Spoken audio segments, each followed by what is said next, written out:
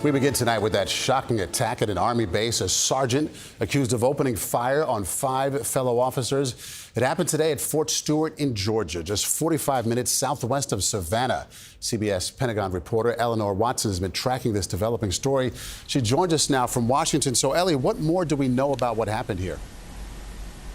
The Army has identified the suspect as Sergeant Quantavious Radford, a non-commissioned officer who his commander says brought a personal weapon onto the base and into his workplace. 5 of his fellow soldiers were wounded, but other soldiers quickly stepped in and subdued him before there were any other injuries.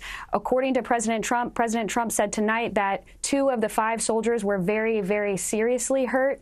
The Army says, though, that all 5 are in stable condition and expected to make a full recovery. According to his Army service record, Sergeant Radford has been in the military for over 7 years, has had no combat deployments, and is assigned to the 2nd Armored Brigade combat team based at Fort Stewart.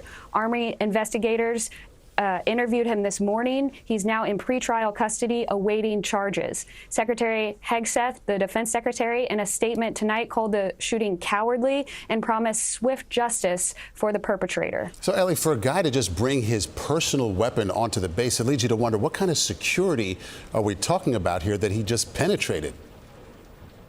There is tight security at the gates of all military bases to prevent just anyone from driving on, but this sergeant did have a military ID, and car searches are not standard procedure. So once he passed the gate, he was essentially inside the wire. The Army did say today that he did not use a military weapon, but potentially a personal handgun, and that will be part of the investigation into how he was able to get that weapon onto the base and into his workplace. The military investigation has already discovered that back in May, just 3 months ago, he was arrested by local police for a DUI. His commanders did not know about that arrest until today, and that will factor into questions about what led up to today's shooting as investigators try to piece together a motive.